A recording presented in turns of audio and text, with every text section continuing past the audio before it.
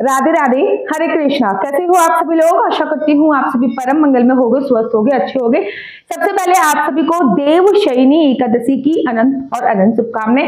आशा करती हूँ आपका देवशयनी एकादशी का व्रत बहुत अच्छी तरीके से धूमधाम से बीता होगा। और अब बारी है व्रत के पारण की। देखिए, शास्त्रों में ऐसा वर्णन आया है, जब तक हम व्रत का पारण संपूर्ण तरीके से नहीं करते हैं, जब तक हम व्रत का पालन सही समय पे सही विधि पर नहीं करते हैं, तब तक हमें एकादशी के जो व्रत का फल है वो संपूर्ण नहीं मिलता। श्रीमद् भागवत महापुराण से एक कथा आती है, राजा अम्बरीश की कथा। राजा अम्बरीश महाभगवत प्रेमी थे और वो भगवान के लिए हमेशा अपने हाथों से चक्की से आटा पीसते थे। उस टाइम पे चक्की तो होती नहीं थी, मशीन।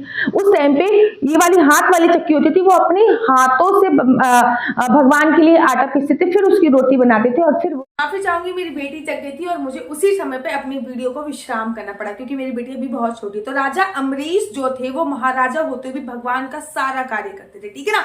इसलिए एकादशी का व्रत भी करते थे, एकादशी के व्रत के बाद व्रत का सही समय पर पारण भी करते थे। यहाँ तक कि भगवान श्री कृष्ण जी के कहने पर अर्जुन सहित पांचों पांडव एकादशी का व्रत करते थे। एकादशी के व्रत की बहुत बड़ी महिमा है, लेकिन एकादशी के व्रत का संपूर्ण फल आपको तभी प्राप्त होता है जब आप सही समय पे व्रत का पारण करें। एकादशी का व्रत ये नहीं होता कि आपने रात को 12 बजे तक व्रत करा, 12 बजे के बाद कुछ भी खा लिया। बड़े सारे लोग होते हैं, बड़ा कंफ्यूजन होता है कि दीदी 12 बजे तक तो हमने व्रत किया है ना, अब हम कुछ भी खा लेते हैं। तो ऐसा नहीं होता है। एकादशी के व्रत का समय पर द्वादशी पर पारण करना चाहिए। द्वादशी तिथि पर हरिवासन समय निकलने के बाद ही आपको व्रत का पारण करना चाहिए।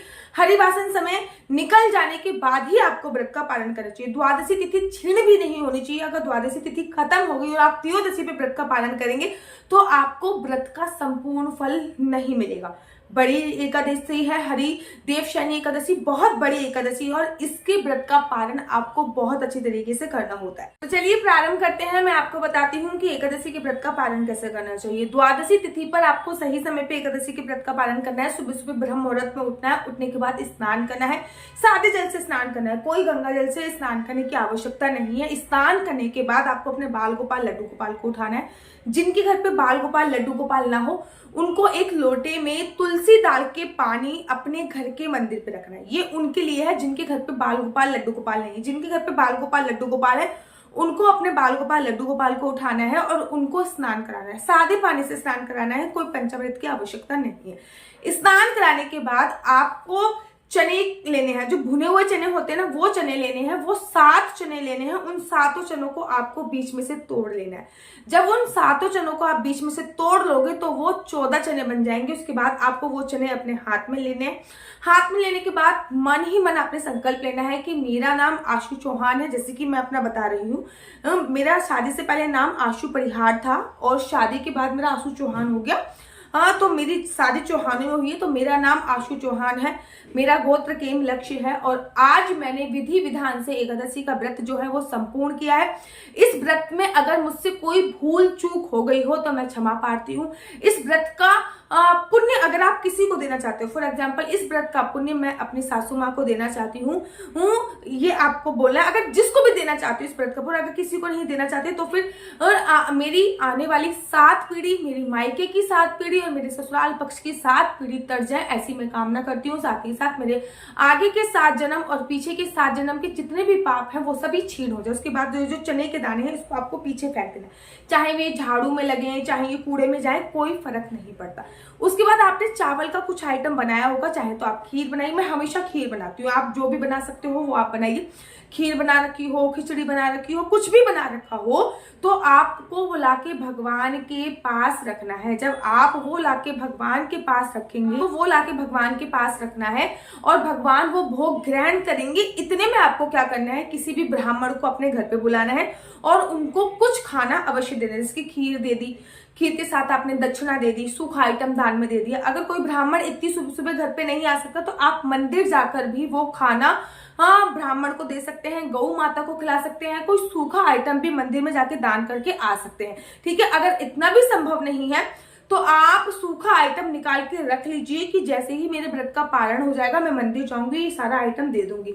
इतना भी संभव नहीं है तो पैसे निकाल के रख लीजिए, 101 रुपए, 51 रुपए, जितने की आपको लगता है कि थाली आएगी उतना एक पैसा निकाल के रख लीजिए कि मैं व्रत का पालन करने के बाद ये अमाउंट मंदिर में दे दूंगी। उसके बाद आपको अपने बाल गोपाल लड्डू गोपाल के पास वापस जाना है और जिस पानी से आपने उनको स्नान कराया, अब वो पानी नहीं रहा। जब हम पानी से बाल गोपाल लड्डू गोपाल को स्नान कराते हैं तो उसके बाद वो पानी नहीं होता, उसके बाद वो चन्नामृत होता है। जिस जल से आपने लड्डू गोपाल को स्नान किया है वो जल आपको अपने हाथ पे लेना है, एक तुलसी का पत्ता लेना है और आपको उसका पान कर जाना है भगवान श्री हरि विष्णु को याद करते हुए। ऐसा आपको 7 बार करना है, लेकिन जो तुलसी का दल है वो प्रथम बार में लेना है और 7वीं बार में लेना है, ठीक है ना। बाकी 5 बार आपको ऐसे करना है। अगर लड्डू गोपाल घर पे नहीं है तो जो लोटा मैंने शुरू में पानी का भरवा के रखवाया था उस लोटे में से आपको जल लेना है अपने हाथ में, एक तुलसी का दल लेना है और पानी पी जाना है। ठीक, आपको ऐसे 7 बार करना है। अगर तुलसी का पौधा घर पे नहीं, बहुत सारे लोगों के बहुत सारे क्वेश्चन होते हैं, तो आप उसमें तुलसी की लकड़ी डाल सकते हैं। तुलसी की लकड़ी निकाल कर फिर आप उस पानी का पान कर सकते हैं। नहीं तो तुलसी की माला डाल सकते हैं, तुलसी की माला निकाल कर फिर आप उस पानी का पान कर सकते हैं। तो ये मैंने बहुत आसान तरीका बताया। उसके बाद आपने बाल गोपाल लड्डू गोपाल को जिस बर्तन में भोग लगाया है उस बर्तन से भोग अलग कर लेना, क्योंकि हम जिस बर्तन में बाल गोपाल लड्डू गोपाल को भोग लगाते हैं उस बर्तन में हम खाना नहीं खाते हैं, ठीक है ना। कहीं कहीं पे खा लिया जाता है, मैं अपने घर में नहीं खाती। वैसे कि बोला जाता है कि भगवान के जो बर्तन है वो अलग होने चाहिए। तो आपको वो भोग सभी, जैसे खीर बनाई तो आपने सारी खीर में मिक्स कर दी, 1 कटोरी खीर लेनी है और भगवान को याद करते हुए वो खीर का पान आपको कर लेना है। याद रखिए कि अगर आपका कोई दूसरा व्रत है, जैसे कि कल थर्सडे है, बड़े सारे लोगों को कल थर्सडे का भी व्रत होगा, तो आप केवल चन्यामृत से ही भगवान के चरणों का पान करके ही अपने व्रत का विश्राम करेंगे, ठीक है ना। हाँ, ऐसा आपको करना है। ये होता है सही विधि एकादशी के व्रत के पारण करने की। एकादशी के बाद द्वादशी पे पारण जरूर कीजिए। पारण के बाद दान अवश्य कीजिए। पारण सही समय पे कीजिए, इस बातों का भी ध्यान रखना है। द्वादशी पे पारण में आराम से खाना खा सकते हैं पारण के खाना खा सकते हैं। उसके बाद पूरे दिन चाय बिस्किट नमकीन जो भी आपका खाने का मन हो, लेकिन उसके बाद अन्न का सेवन आपको शाम को ही करना होता है। तो आशा करती हूँ ये संपूर्ण जानकारी आपको पता चल गई होगी। और अगर पूर्ण जानकारी आपको पता चल गई होगी, अगर आप लोग अपनी कुंडली मुझसे दिखवाना चाहते हैं तो ये नीचे मेरा व्हाट्सएप नंबर दिया हुआ है, इस नंबर पे मेरे से संपर्क कीजिए और आप अपनी कुंडली मुझसे दिखवा सकते हैं। मेरा नंबर है 492202565।